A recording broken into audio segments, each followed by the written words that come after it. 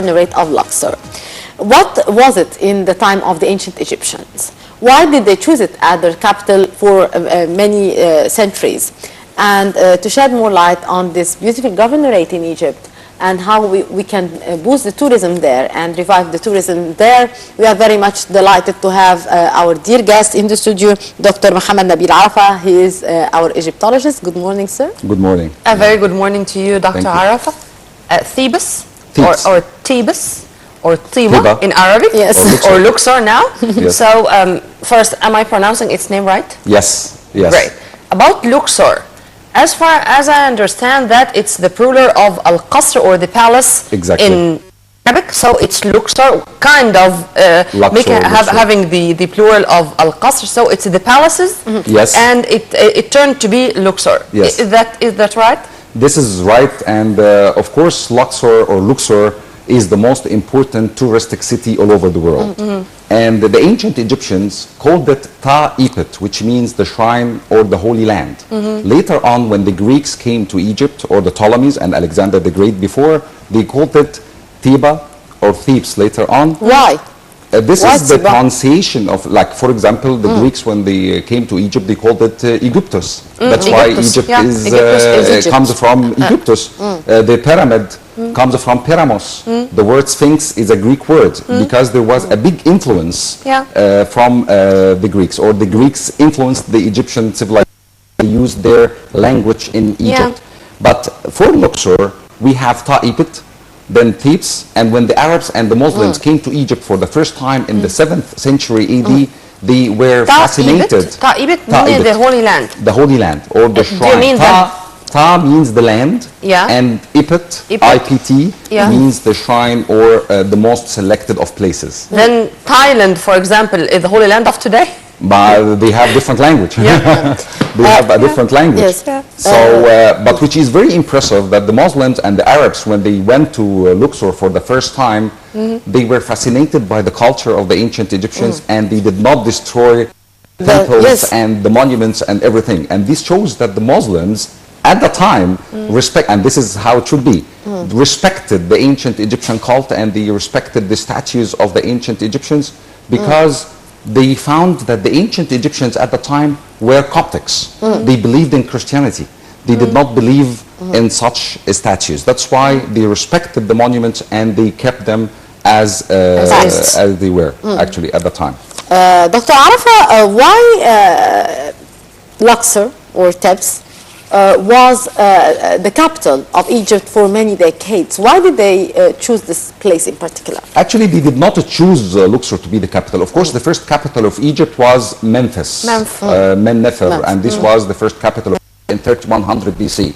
And after the Old Kingdom period, Egypt was in decline. Egypt was very weak. Then one of the kings, his name is Mentuhotep II, or Mentuhotep Nebhebetra, came from Luxor, and he invaded Lower Egypt, and he took Luxor to be the capital. So Luxor was the capital of Egypt for the first time, starting from the 11th dynasty of the ancient Egyptian civilization.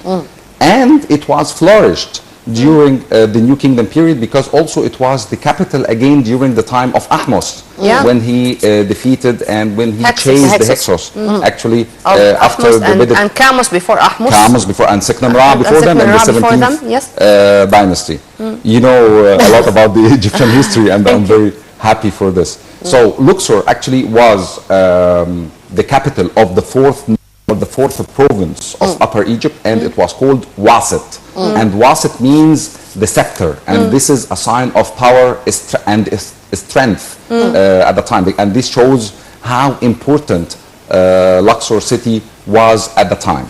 But the ancient Egyptians themselves sometimes referred to Luxor by the southern city to differentiate Luxor from Memphis, and sometimes they called it the southern Heliopolis, because Heliopolis was in the north, or is in the north actually, Un, and they called it the southern Un, or the southern Heliopolis, to differentiate between Luxor and Heliopolis. So this means that Luxor had a big importance, like political importance, religious importance, because Amun was worshipped there, and he was the main god of Thebes, or the main god of Luxor. And let me tell something about Amun. that Amun means the invisible God. So the ancient Egyptians knew that the god or God cannot be seen. He was invisible, but they represented Amun for the commoners and for the public as a statue to make it easy for them to understand the cult. But the ancient Egyptians knew that Amun is an invisible God, and they said that the whole world is empty and Amun is the emptiness. Yeah, but they also considered the Pharaoh as the son of God to rule on earth. But the word Pharaoh, as far as I understand, is the one who stays in the big house. Pera, the great house, or the big house, or the palace. Yeah. Yes. And because of this, we know that, for example, Luxor in specific is filled with temples, and it's an open museum. Yes. With all those statues and all those temples. I mean, when you just go around in Luxor, you would find yourselves among those statues and all those temples all together. Yes. Why especially in Luxor all those temples are found and all of those statues are found? I mean, it's not that much focused in any other place in Egypt. I mean, we would find many temples in many places, but in Luxor in specific, it's condensed, I should say. Yes, this is true. Because, as I said before, it served as a capital for a very long time, starting from the 11th dynasty and in the New Kingdom, and later on when the Greeks and the Ptolemies and Alexander the Great, when he came before, they started to have buildings and temples or additions. For example, we have the Karnak temple in Luxor. The Karnak temple took the ancient Egyptians 2,000 years to build. And it started in the Middle Kingdom, and all the kings of Egypt started to have their temples inside. That's why we have 18 temples inside the Karnak temple. And the temple occupies 60 acres of land, and it has 18 entrances. It has the highest and the biggest hypostyle hall all over the world. And it's the biggest religious place existed on earth. So it was very religious for them, and it was very important for them to satisfy their God. And this was the stronghold of Amun. So it was very important politically, but also religiously. It was very important for them. For example, we go to do the pilgrimage in Mecca, and we are very happy to go there and to go every year. For the ancient Egyptians and the kings of the ancient Egyptians, they were very happy to go to Luxor and to build a temple or an obelisk in the Karnak temple to satisfy their god, Amun. And in Thebes or in Luxor, we have three main gods. Amun, Mut, his wife, and it means the mother, and Khonsu, their son. And you can see that the temples in Luxor were divided into two types. We have the cult temples and we have mortuary temples. The cult temples were dedicated to gods. And you will always find them on the east bank or the eastern bank of the Nile. Why? Because east means life. And the gods, they will never die. They will live forever and ever. So that's why their temples were located on the east. On the other side, we have the mortuary temples, and they were dedicated to death. They were dedicated to kings and queens to commemorate their memories. And that's why we call them the temples of millions of years. So we have a big variety. So first of all, it was very important politically because it was the capital. Secondly, it was the stronghold of Amun. So all the kings of Egypt wanted to participate in building the Karnak temple and other temples because this was a holy land or the holy shrine for them. And also, when it was the capital, there was a necropolis on the west. So we have the Valley of the Kings, we have the Valley of the Queens, we have the tombs of the nobles, we have the tombs of Deir el-Medina or the workers. So we have a big variety. There was a drama of civilization back to the 11th dynasty of the ancient Egyptian civilization. But how the capital did move from Luxor, Dr. Arafat? It depends when Egypt was in decline. For example, before the unification, we had two capitals, Butu and Mechem. And then when Menes or Narmer came and he defeated them, he chose a different capital. When Mentuhotep II came, he chose Luxor to be the capital. When Alexander the Great, for example, came, he chose Alexandria to be the capital. But here it's a big difference, because for the first time I believe that there was a big shift, because usually the capital was in Lower Egypt, and then we have seen a strong and dramatic move to to Lower Egypt and to the Mediterranean. It depends from where the king was. Like if the king or if the king comes from Upper Egypt, so definitely the capital it has to be from Upper Egypt, because this is his homeland. Yep. All right, he has his people. Right, he is very well protected. Right, and for example, it was different during the time of Menes or Narmer. He came from the south, but he chose Memphis to be the capital because it is in between Upper Egypt and Lower Egypt, because this was for the first time to have unified Egypt. Yep. Alexander the Great, when he came, he chose Alexandria because it's very close to his homeland. To Greece. It's very easy. To Rome, then. To Rome, to Greece, Yep. because he was Greek. Alexander, yeah. Alexander the Great. And it was very important for him because he said that what will happen if the Egyptians don't like me, and if they want to fight with me, so I can take my fleets and go back home.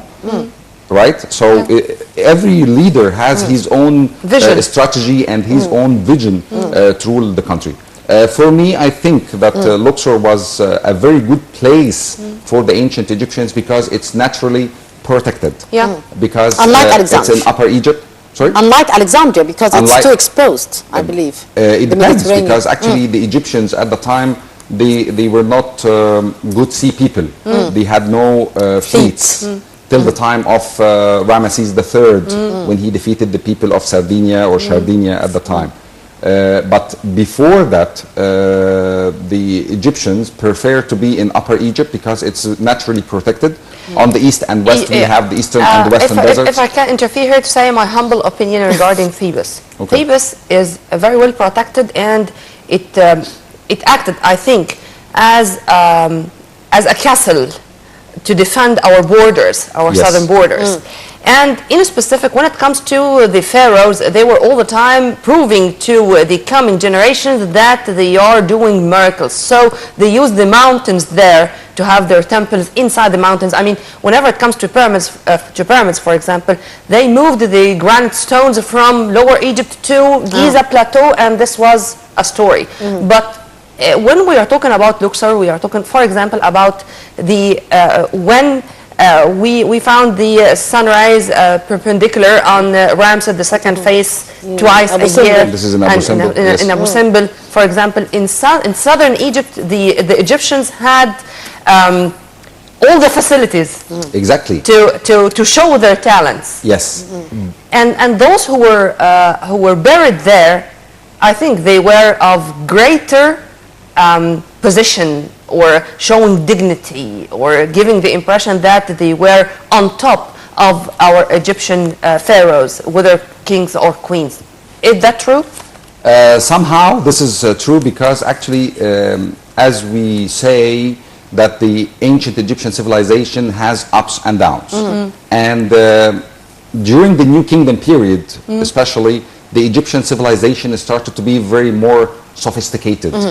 It was so much modified because they started to know all the tools. They started to explore Egypt. They found that in the eastern desert they can bring precious stones. They knew about the western desert. They knew about the nature of their country. So they started to tame everything in the country to serve their civilization. During the Old Kingdom period, Egypt was like, of course it was huge and big, but they had like baby steps in the civilization. During the Middle Kingdom, it was in between. It was like sitting on the fence between between the Old Kingdom and the New Kingdom. Then during the New Kingdom, Egypt reached its peak, because if you look at the map during the New Kingdom period, Egypt was like huge. They went to Sudan, Nabata, they went to Syria, and this part of Palestine. They had their fleets on the Mediterranean. So it was a huge and a big civilization, or it was a complete civilization. And but basically, I agree with you that during the New Kingdom, the Egyptians made the best use of nature. For example, they started to carve their tombs in the Valley of the Kings. Not only in the Valley of the Kings, but as you walk in Luxor by car or whatever, you see in the mountains the noble people craving their tombs in the locals. The locals, not only the king and queen. So it's quite fantastic. Even the average ancient Egyptian was doing. It's running in their genes because they come from the same country or the same place. Indeed, so they learned from their ancestors, and we need to learn from our ancestors discipline. We need to learn something about perfection. Right? If you look at the buildings of the ancient Egyptians, if you look at the tombs, look at the carvings, look at the colors. And how they were preserved all that time? Actually, those tombs were not opened for visits at the time, so that's why they were kept closed. That's why this kept them preserved. Later on, when the Greeks found them, and actually the Greeks used some tombs as hotels or hotel rooms at the time, and we have graffiti inside the tombs. So the Greeks or the visitors during the time of the Greeks, they used to visit the tombs and they left their graffitis, and they slept inside the tombs at the time. Why they were not cursed by the pharaohs, and this phenomena or those rumors are always said. Actually, I do not believe. I do not too, by the way. The curse of the pharaohs. But why this idea was spread? Actually, because there were so many accidents happened because of the excavation work. Because of the excavation work, and actually those tombs were closed for a very long time. So there is like a bacteria, exactly. So that's why they had to keep them open for a long time, and we have to use ventilation system now before. But Howard Carter was the one who proved this. Was the one who proved this actually. Indeed, 1922. 1922 during the excavation of the tomb of King Tutankhamun. Why is it always the most famous tomb? It is the most famous tomb because it is the only one which was found intact. We have found more than they have found, actually not me, more than 5,000 pieces. Most of them were made out of gold. And it's very strange to find all these treasures for this young pharaoh. And he was 18 years old. The boy king. He is the boy king, actually. And he has his beautiful scenes inside the Book of the Dead. The Book of the Caves are represented on the walls. And of course, everything now is displayed in the Egyptian Museum in Tahrir. And hopefully, it will be moved to the Grand Egyptian Museum. Displayed in a more interesting way. Dr. Mohammed Nabil Arafa, our Egyptologist, thank you very much for being with us for today. Thank you very much. Have a lovely morning. Thank you very much for your input. And as usual, we do have plenty of other questions, so we are going to leave you, sir, with a promise to see you again in another episode of our breakfast show.